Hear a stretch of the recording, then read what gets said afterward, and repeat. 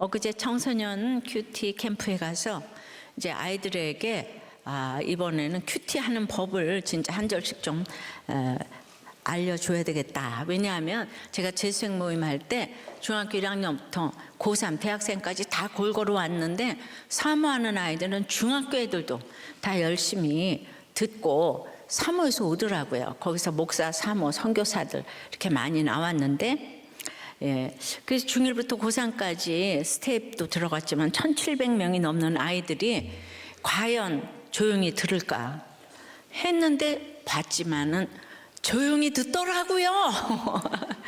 난 이것만도 정말 최고라고 생각을 하고, 제가 이제 입시는 국어를 잘해야지 되는데 국어를 잘해야 수학 다 잘 하는 거고, 국어를 잘하려면 이 큐티의 퀘션 타임을 통해서 누가 어디서 무엇을 언제 어떻게 특히 왜 등 6하 원칙에 의거해서 질문 훈련을 잘해야 한다고 이연사 부르짖었는데 아이들이 중학교 1학년부터 전부 다 확인했어요. 들었냐고 그랬더니 아멘 아멘 다 그랬어요. 그 6학년이 아까도 나가다가 중학교 3학년 아이가 정말 큐티를 해야 되겠다고 생각을 했대요. 자, 우리가 말씀을 듣고 이제 가서 알리려면 말씀이 가장 큰 무기가 되어야 하지 않겠습니까? 정말 생명과 사명과 안식이 중요한 화두가 던져졌는데 이제 말씀이 필요한 거예요. 돌아보면 말씀과 같이 되었고의 인생이 아닌 것이 없었어요. 말씀과 같이 되었고는 오늘 본문에서도 심판과 부활이 다 포함됩니다. 좋은 말씀만 해당되는 게 아니에요. 이거 아주 중요합니다. 말씀과 같이 되었고는 정말 가슴 떨리는 말이고 하나님 나라를 누리는 말입니다. 제가 남편이 갑자기 소천을 했지요. 세상적으로 이 30대 가장 저주받은 것 같은 날, 그날 큐티가 에스겔 선지자도 기뻐하는 아내를 하루아침에 데려가시고 슬퍼하지 말라, 이 일은 공평하다, 표징이 되리라 하시는 그날 말씀이 그냥 믿어진 것은 그날 심판에서 구원으로 옮겨진 거예요. 그런데 36년이 지난 지금 그 믿음대로 그 말씀과 같이 표징의 선지자가 되었잖아요. 그죠? 너무 놀랍지 않으세요? 좀 놀라세요. 지난 본문에 나병 환자들이 증인이 되어서 아름다운 소식을 전했다고 했습니다. 그들에게는 죽었다가 살아나는 부활이 임했어요. 그러면 오늘 사마리아 궁에서는 그 아름다운 소식에 어떻게 반응했는지를 보겠습니다. 말씀과 같이 되었고는 첫째로 성공이 아니라 멸망을 인정해야 합니다. 자, 성공이 아니라 멸망을 인정해야 돼요. 12절입니다. 왕이 밤에 일어나 그의 신복들에게 이르되 아람 사람이 우리에게 행한 것을 내가 너희에게 알게 하노니 그들이 우리가 줄인 것을 알고 있으므로 그 진영을 떠나서 들에 매복하고 스스로 이르기를 그들이 성읍에서 나오거든 우리가 사로잡고 성읍에 들어가겠다 한 것이니라 하니, 나병 환자 4사람이 전한 아름다운 소식이 군대 보고 체계를 통해서 여호람 왕에게 밤에지만은 긴급 속보로 알려집니다. 왜냐하면 이건 굶주리고 있는 사마리아에는 그야말로 이제 이거 복음이잖아요, 그죠? 근데 여호람이 액면 그대로 복음으로 들으면 얼마나 좋겠어요. 여호람이 진짜 들을까? 혹시나 했지만 역시나였어요. 여호람이 확실히 아는 거 많아요. 이세벨이 여호람에게 과외를 엄청나게 시킨 것 같아요. 그래서 그의 머릿속에 단어 2개가 번쩍 떠올랐어요. 이건 기만전술, 유인책. 여호람의 내피시얼은 이래요.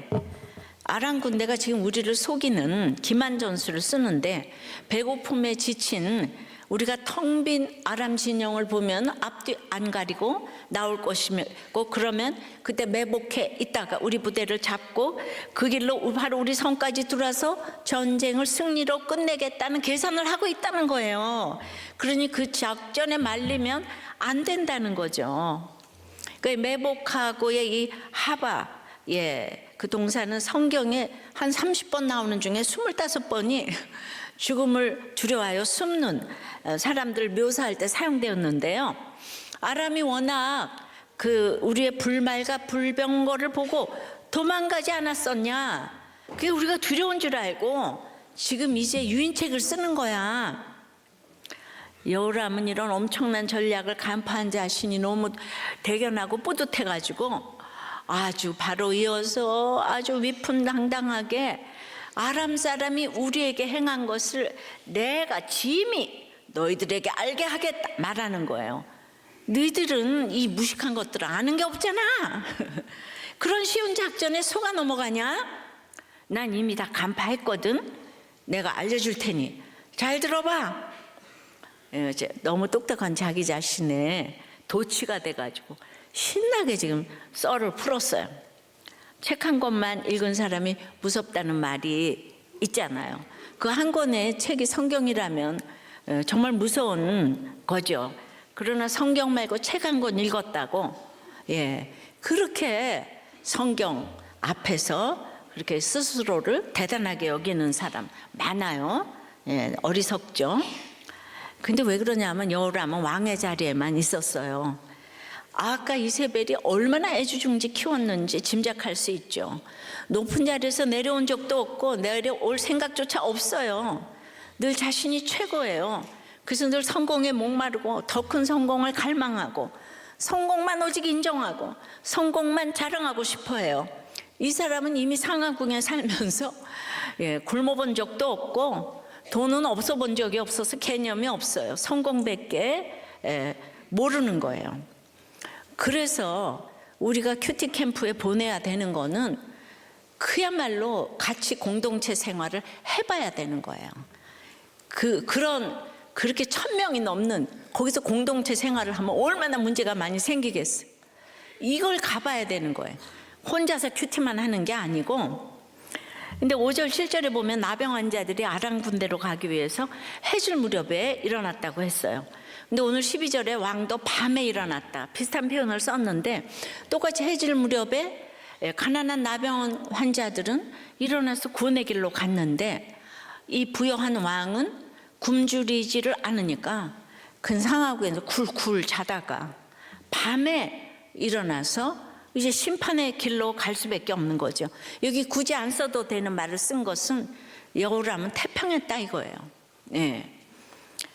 왕은 나병 환자들이 공동체에서 쫓겨난 자들이기 때문에 당연히 나병 환자들의 말을 아주 무시합니다.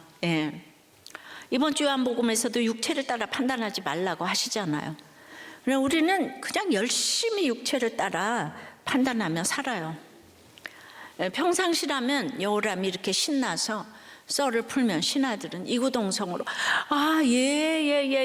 옳지요. 전하 지당하십니다. 그랬을 텐데 지금은요 나라가 초위기 상태예요. 아무리 그래도 먹을 게 없어. 신하 한 명이 그래도 여기가 믿는 공동체라고 자기 역할을 합니다. 저도 지금 나라가 정말 위기라고 생각해요. 어떻게 역할을 해야 할까요? 낙태법이 통과된 후에 10명이 상담을 하면, 그래도 상담하는 곳곳이 있잖아요. 제가 좀 알아본 바에 의하면 하여튼 9명이 죄의식도 없이 낙태를 한다는 거예요. 그래서 아주 미혼모를 찾기가 어려울 지경이래요. 다들 낙태를 해버리니까. 아무리 저출산의 위기를 부르짖어도 서울은 이제 0.5구로 내려갔다는데 도무지 인권을 부르짖는 정치 때문에 낙태법이 통과됐잖아요. 제가 어떻게 해야 될까요? 눈앞에 이 정권밖에 모르면 이거 안 되는데. 13절 14절에 그의 신하 중 한 사람이 대답하여 이르되 청하건대 아직 성중에 남아있는 말 5마리를 취하고 사람을 보내 정탐하게 하소서. 그것들이 성중에 남아있는 이스라엘 온 무리 곧 멸망한 이스라엘 온 무리와 같은 이다 하고 그들이 병거 둘과 그 말들을 취한지라. 왕이 아람 군대 뒤로 보내며 가서 정탐하라 하였더니 지금 완전 현실을 외면하고 꿈만 꾸려고 하는 왕에게 정신 차리라고 찬물을 끼얹듯 냉혹한 현실을 전하는 부하가 있었네요. 남은 이스라엘 백성은요 멸망하고 있는도 아니고 멸망할도 아니고 이미 멸망한 무리라는 거예요. 예. 이미 이스라엘은 끝났어요. 정탐하지 않고 성중에 머물러 있어도 어차피 굶어서 아사할 것이 자명하니까 성중에 남아있는 말 5마리, 성중에 남아있는 이스라엘 백성, 이걸 보고 아직도 이만큼 남았는데 이러지 말라는 거예요. 그래도 남았잖아, 말도 3마리. 아직도 이만큼 남았네 이러는 것은요, 룻처럼 피투성이가 된 상황에서도 모압에서 베들레헴으로 유턴하라는 건 죽지 말고 살아서 회개하고 사명 감당하라는 뜻이잖아요. 그건 이제 멸망한 거 좀 인정하고 가슴 치고 애통하며 자기 죄를 봐야 하겠는데, 여호람이 끝까지 그걸 거부하는 거예요. 그러니까 신하가 이렇게 나가서 설명을 해야 되잖아요. 여호람, 난 괜찮아, 난 잘못 없어, 나올 수 있어, 붙을 거야, 할 수 있어, 내가 누군데. 이렇게 여전히 자기만을 의지하려는 교만과 거만을 고수하는 자기 최면의 모습이 있는 거예요. 그래도 멸망한 이스라엘 온 무리라는 단어가 여호람에게 비수처럼 꽂혔는지, 그보다는 워낙 굶주렸기에 바로 신하의 요청을 듣지 않을 수 없는 이 가난이 참 축복이에요. 그래서 결국 수색대를 보내 아람 군대를 정탐하게 하네요. 이미 멸망한 내 나라, 내 왕권, 내 인생을 인정할 수밖에 없었어요. 사실 멸망한 이스라엘이라고 왕 앞에서 이렇게 말하는 신하가 외람되어 보이죠. 왕이 당장 끌어내서 처형하라고 해서 사실 할 말이 없어요. 우리나라 보통의 왕들은 자존심으로 똘똘 뭉쳐서 전하 그러시면 아니되옵니다 그러면 뭐라고 이놈이 감히 나보고 망했다고 저놈을 참수해라 이러잖아 맨날. 그러니까 말을 못해, 그죠? 그러나 지금까지 보면 안 듣다가 여호람이 그래도 결정적인 순간에 말을 듣는 게 있더라고요. 그래서 성경이 이렇게 나왔나 봐요. 그래서 신결혼이 참 중요합니다. 장로님 가정에 아들들이 7년을 방에서 안 나와도 결국은 부모와 공동체가 열심히 기도하니까 지금은 교회 나오고 섬기고 있잖아요. 그런데 그 손자를 사랑하는 할머니, 외할머니, 이모할머니는 아무리 힘들어도 그 할머니, 이모할머니에게 예수 예자도 못 꺼낸다는 거예요. 기도하는 건 몰라요. 그래서 신결혼은 참 중요합니다. 지금 이 순간만큼은 신하의 말을 듣는 거예요. 그래서 결국 아름다운 소식이 사실임을 확인할 수 있게 되는데, 이건 엘리야와 엘리사가 그렇게 왕실 옆을 맴돌고 그야말로 스토커처럼 쫓아다니면서 말씀으로 외친 열매라고 생각합니다. 교양이 있는 사람이 이렇게 못 외쳐요. 이게 좁은 길이에요.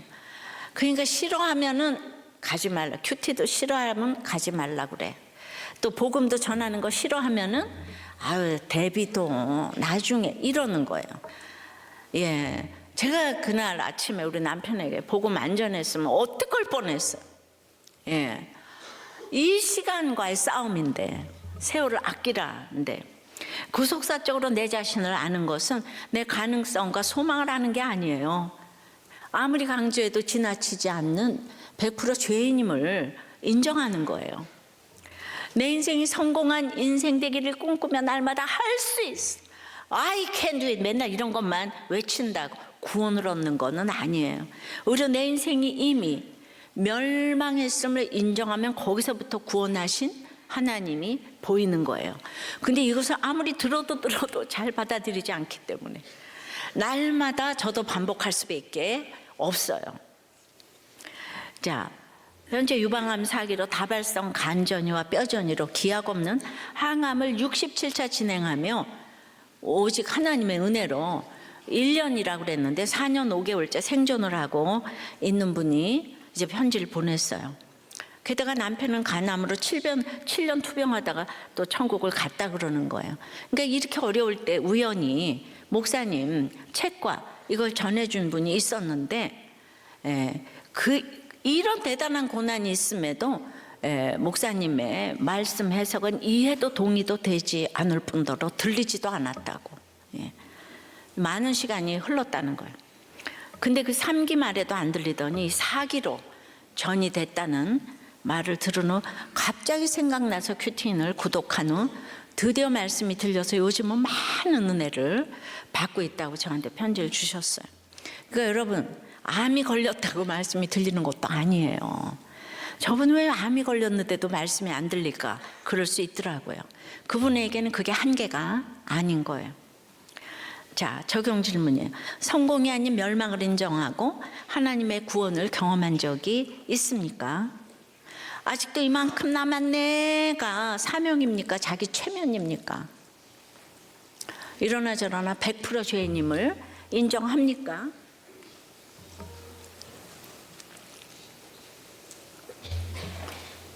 이렇게 멸망한 것이 인정하기가 싫은 분들이 정말 많더라고요. 예수도 잘 믿고 잘 살고 잘 지내고 있었는데 아들이 너무 영재였던 거예요. 그런데 그 아들이 모두가 부러워하는 영재인데 그만 원하던 대학에 못 간 거예요. 근데 그 이후로 아들이 이제 그 대학을 졸업하고 10년을 아들에게 속아서 그 아들이 박사를 사칭하고 각종 인류대에서 연구를 하고 있다고 연구비 명목으로 이제 수십억을 이제 부모에게 다 이렇게 잃게 하고 결국은 부모의 살던 집까지 쫓겨나게 돼서 완전히 망해가지고 친척 집에 방앗간에 이렇게 다 세 식구가 지금 이제 거하고 있는데 문제는 예수 믿는 이 부모가 이 아들의 거짓말을 지금도 여전히 믿고 있고 무엇을 하는지 알려고 하지도 않고 묻지도 않고 그럼 죽을 때까지 아들을 위해서 이러고 죽어주면 이제 아들 사랑이라고 생각을 하고 나는 하나님이 말씀으로 주신 기도응답과 꿈이 있기 때문에 그렇게 내가 하나님을 믿는다 반복하고 있다는 거예요. 그러니까 우리의 이 사랑이 기가 막히죠. 이거를 아들 사랑이라고 생각하고 누구 얘기도 안 듣고 끝까지 아들 위해서 우리는 죽는다 같이 이렇게 생각하는 이런 사랑도 있는 것 같아요. 자기 아들은 정상이다. 이 아들을 응원하고 격려해 주지 않는 이 식구들이 문제다. 그래서 정말 이 분들의 그 예배가 회복되기를 기도해 주시기 바랍니다. 정말 말씀으로 이 가정이 살아나기를 기도합니다. 말씀과 같이 되었고 이 인생은 성공이 아닌 멸망을 인정해야 합니다. 두 번째는 우연이 아닌 하나님의 뜻대로 이루어집니다. 15절 6절에요. 그들의 뒤를 따라 요단에 이른즉 아람 사람이 급히 도망하느라고 버린 의복과 병기가 길에 가득하였더라. 사자가 돌아와서 왕에게 알리니 백성들이 나가서 아람 사람의 진영을 노략한지라. 이에 고운 밀가루 한 스아에 한 세겔이 되고 보리 두 스아가 한 세겔이 되니 다 같이 여호와의 말씀과 같이 되었고 모두들이 이제 가슴을 졸이면서 아람 진영까지 겨우 도착했는데 유수처럼 정말 진영이 비어 있는 거 아니겠어요? 그래도 매복이 있는지 더 수색을 했겠죠. 자취를 따라가 보다 보니까 어느덧 요단강에 이르렀는데 보니까 아람 군대가 강을 건너기 전에 버린 의복 병기가 길에 가득한 거예요. 근데 이게 매복이 아닌 거예요. 진짜 아람으로 도망친 게 맞았습니다. 뒤로만 들었던 아름다운 소식을 눈으로 보았어요. 이제 이 아름다운 소식은 나병 환자 4명이 전한 의심스러운 가짜뉴스가 아니에요. 확실한 소식, 팩트 체크를 거친 믿을 만한 소식, 진짜 아름다운 소식이 되었어요. 오늘 우리들 교회 처음 오신 분, 우리들 교회가 짜고 치는 고스톱이 아닌가 여기 오셨으면 오늘 이 아름다운 소식을 눈으로 보고 귀로 듣고 보고 가시기를 바랍니다. 배고파 죽을 것 같았던 사마리아 백성은 이 아름다운 소식에 정말 기뻐서 죽을 것 같았어요. 서로 일제히 명령하지도 않았는데 성문을 향해 달렸습니다. 거기 가면 식량이 있잖아요. 은과 금과 의복이 있고, 예, 그것 때문에 눈이 뒤집힌 게하시처럼 이 줄임배를 채울 생각에 눈이 뒤집혀서 백성은 성문으로 달려들었어요. 젖먹던 힘까지 짠에 절려 질주합니다. 예, 진영에 도착해서 식량을 배로 쓸어 담고 한 손으로는 입에 넣고 다른 손으로는 보자기에 싸고 아주 난리가 났을 거예요. 예, 그리고 이제 남은 식량을 또 성 안으로 가져왔죠. 그 식량이 공급되니까 갑자기 식량 가격이 하루 만에 뚝 떨어졌죠. 예, 모든 백성이 살게 되었어요. 근데 성경은 이 장면을 백성이 아람 진영을 노략했다고 기록해요. 노략은 전쟁에서 이긴 편이 진 편의 물품을 빼앗는 거잖아요. 이 백성은 노략할 자격이 하나도 없어요. 씨름 한 번 하지 못한 그들이 아람 진영을 노략했다고 하십니다. 왜죠? 하나님이 이기게 하신 전쟁이에요. 불말과 불병거도 하나님이 이기게 하셨잖아요, 그죠? 그런데 백성을 다스리는 왕은 내가 괜히 말씀대로 아람 군대 풀어줘서 우리가 다 굶어 죽게 되었다고. 아람 왕만, 아니 여람 왕만 그랬잖아요. 하지만 하나님은 말씀과 같이 되었고의 승리를 보여주십니다. 그러나 인간은 다 똑같아서 하나님의 은혜에 있지 않고는 노략질을 할 수밖에 없어요. 여기서 이스라엘 백성이 담아왔다 그러지 않잖아요. 누구나 돈 앞에서는 눈이 뒤집혀지는 거예요. 여러분 공짜라고 그러는데, 예, 그렇게 너 먼저 가죠 이럴 사람 한번 손 들어봐요. 예, 근데 우리는 참 우연을 좋아해요.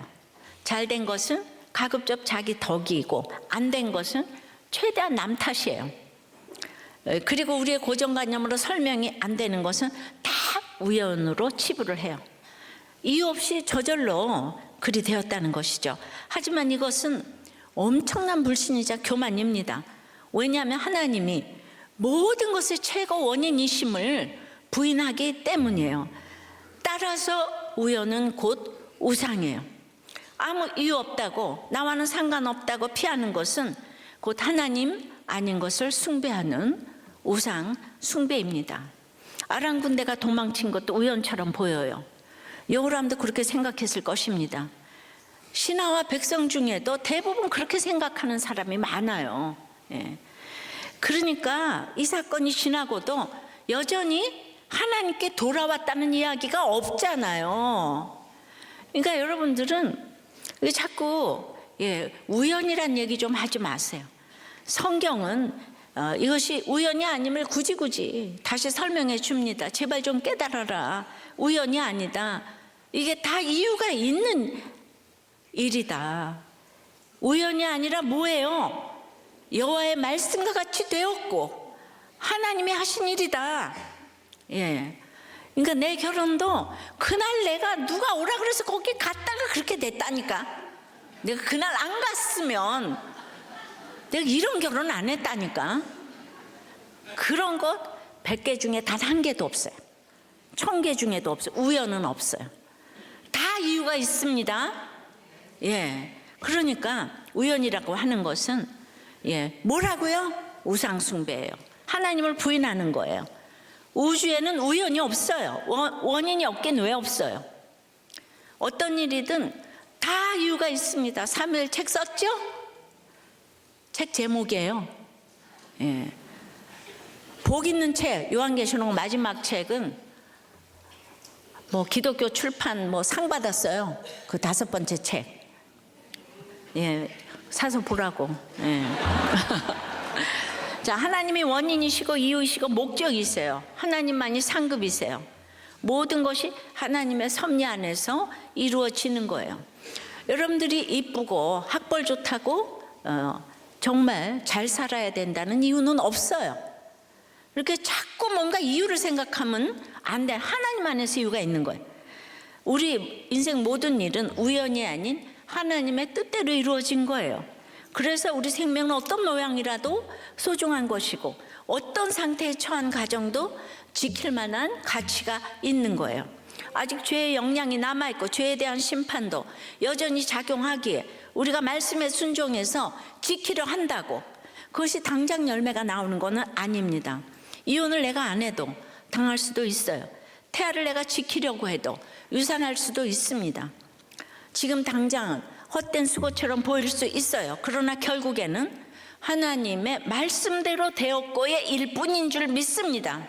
이렇게 믿고 살아갈 때 내가 오늘 말씀대로 적용하는 믿음의 역사와 사랑의 수고와 소망의 인내는 반드시 말씀과 같이 되는 복된 인생이 된 줄을 믿습니다. 적용 질문이에요.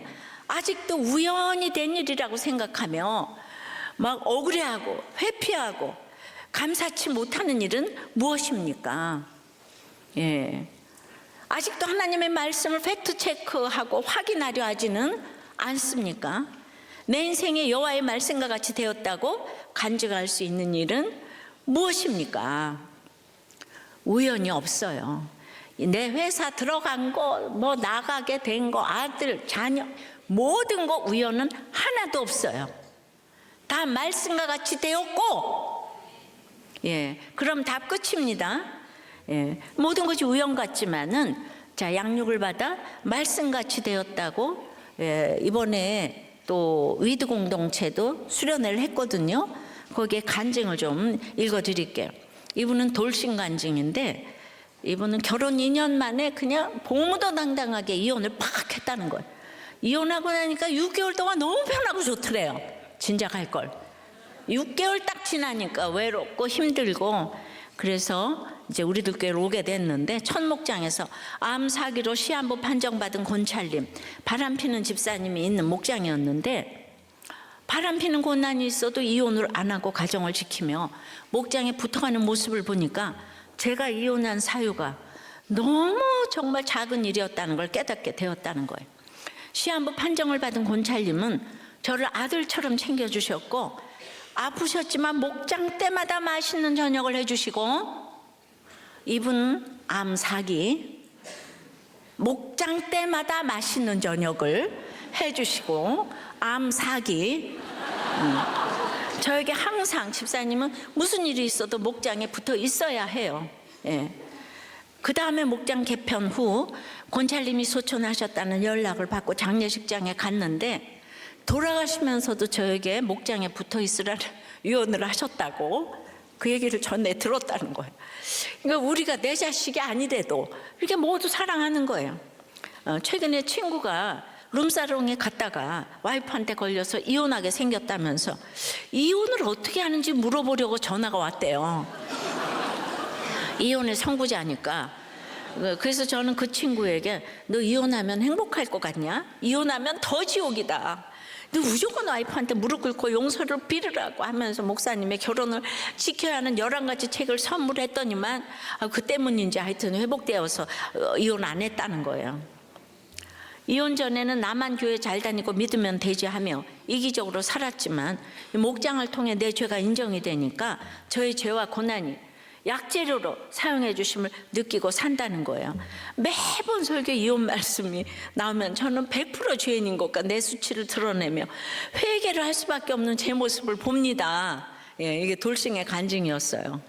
그 다음에 이제 또 우리 자매의 간증이 하나 있는데, 저는 우리들 교회 와서 제가 얼마나 교만하고 판단하고 정죄를 하는지 그 죄를 보게 하셨는데, 그냥 혼자 의로운 척 했는데 이러한 죄들이 눈에 보이는 살인, 강도, 폭행 등의 죄보다 더 크다는 거, 예, 그걸 깨닫게 되었고, 제가 그 누구의 탓도 아닌 저의 음란죄로 2번의 낙태를 행했다는 걸 깨닫게 해주셨어요. 그러니까 나는 늘 피해자다, 이렇게 이제 내가 당했다, 예, 그게 아니고 우연이 없다 그랬잖아. 이게 나의 음란죄로 말미암아 내가 낙태를 행한 거다. 그래서 깊은 회개를 했는데, 그러면서 저는 아주 남도에서 3년이나 서울을 오가며 예배를 드렸는데, 이렇게 참으로 형편없는 사람이라는 걸 인정하면서 우리 목장에서 주로 이런 걸 오픈해요.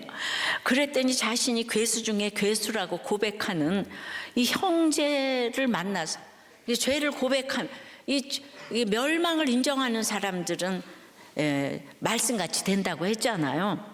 예, 그래서 그렇게 고백하는 형제를 만나게 됐다는 거예요.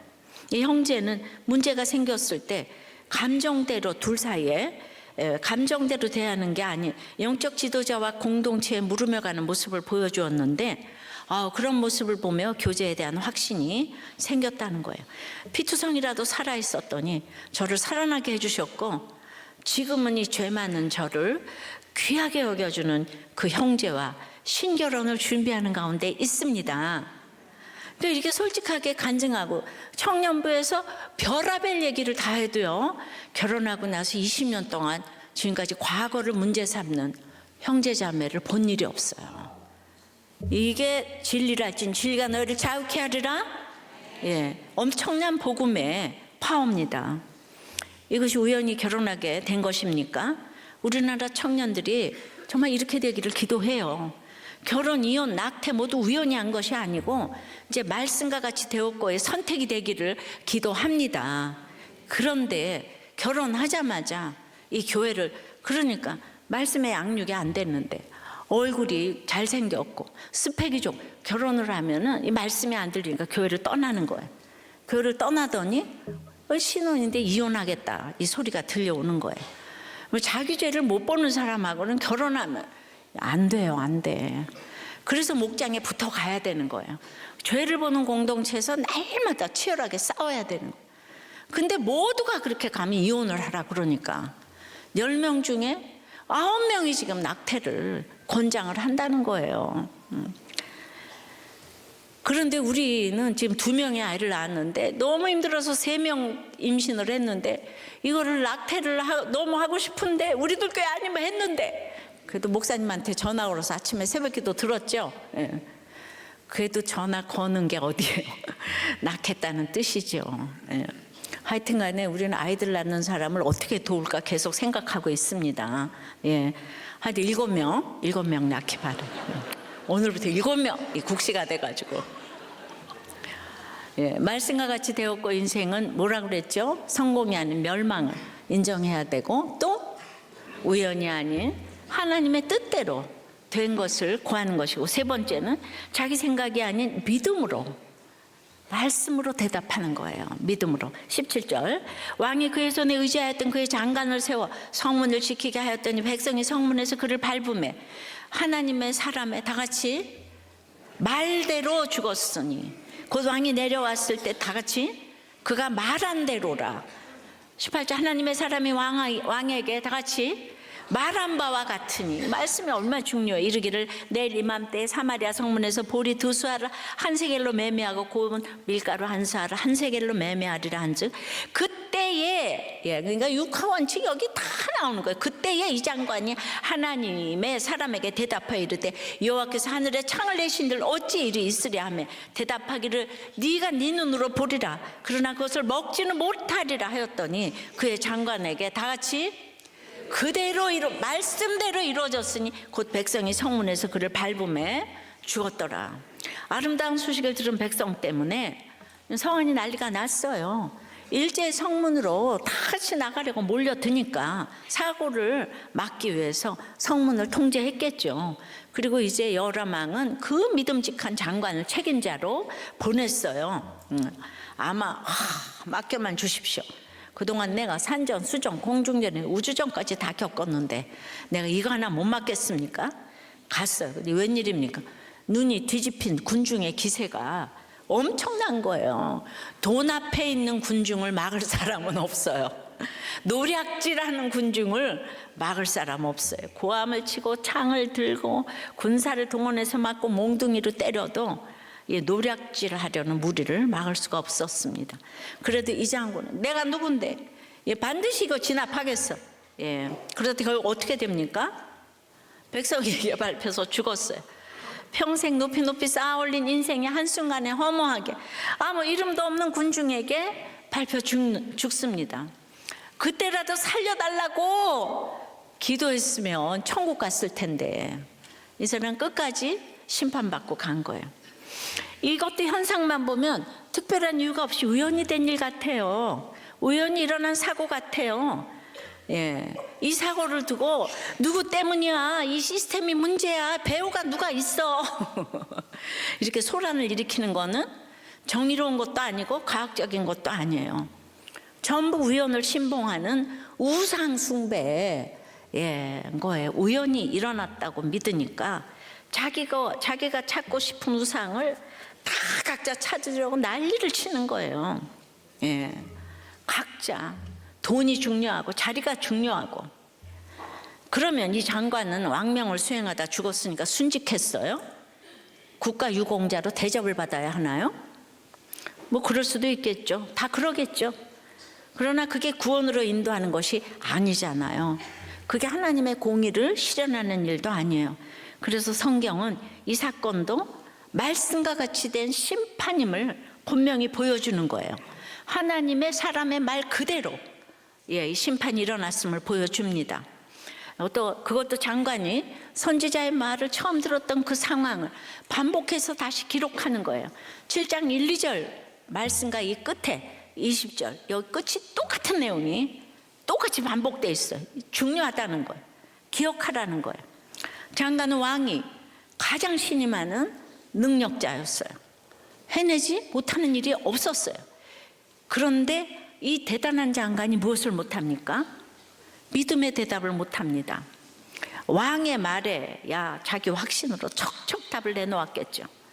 사람들의 모든 질문에도 전혀 막힘없이 술술 대답을 했을 겁니다. 그러나 이 사람의 대답이 통하지 않는 한 사람이 있어요. 바로 하나님의 사람입니다. 이 대단한 능력자가 하나님의 말씀에는 제대로 대답을 할 수가 없는 거예요. 아름다운 소식이 될 구원의 말씀을 하시는데 전혀 엉뚱한 답을 하는 거예요. 자기 확신 때문이죠. 어찌 일이 있으랴 반문하며 하늘에서 창을 내신들 그런 일은 일어날 수 없다.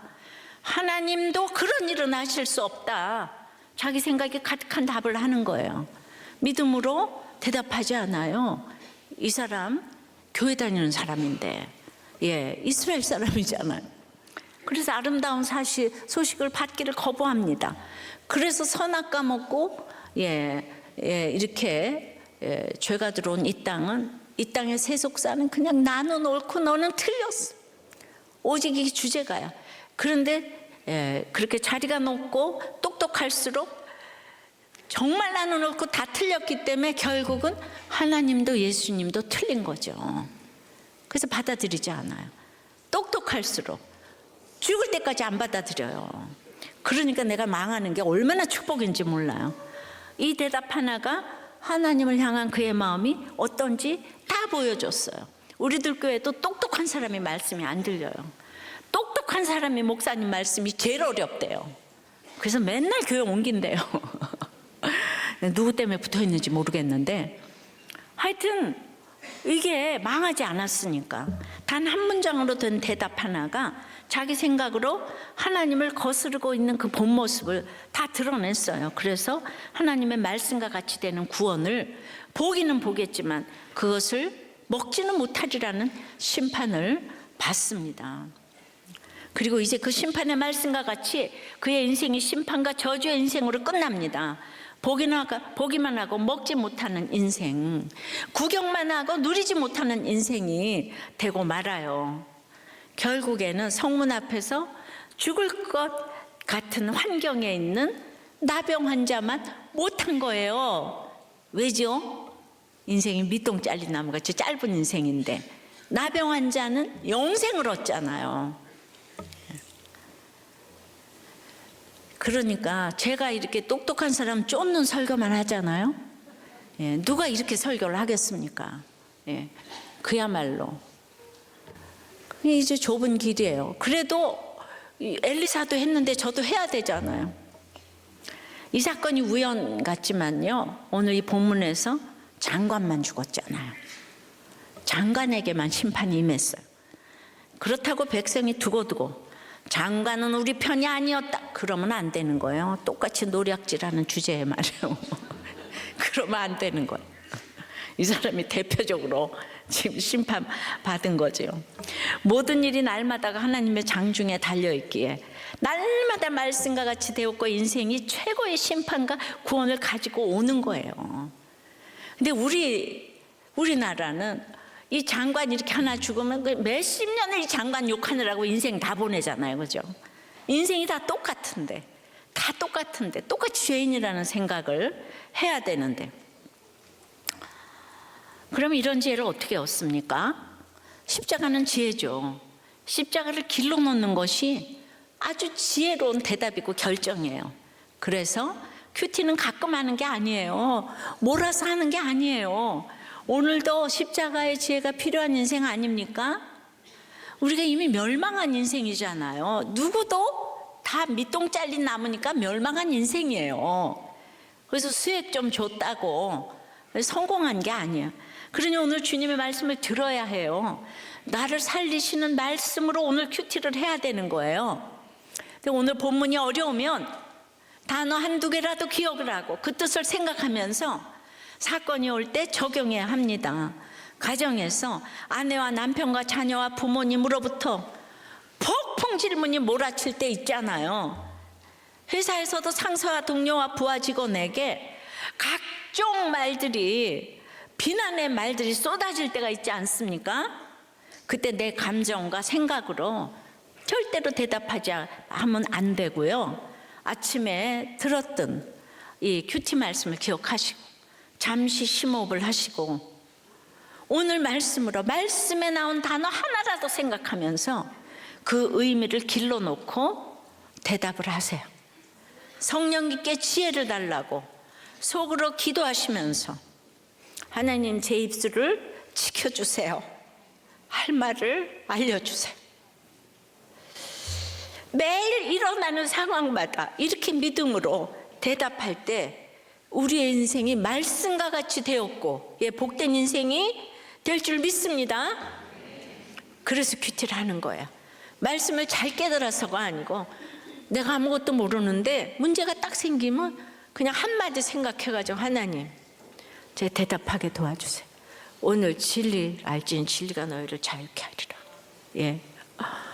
그리고 하나님이, 예수님도 하나님이 항상 하나님께 항상 하나님이 기뻐하시는 일을 행하니까 홀로 두지 아니하셨다 그러는데, 제가 하나님이 기뻐하시는 일을 못했네요. 행하지를 못했어요. 그래서 나를 홀로 두시네요. 이렇게 하나라도 회개를 해봐요.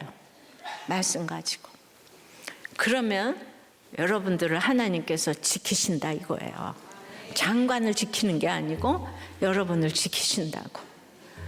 왜 큐티를 해야 되는지 알았죠? 여러분들이 잘 깨달아서가 아니에요.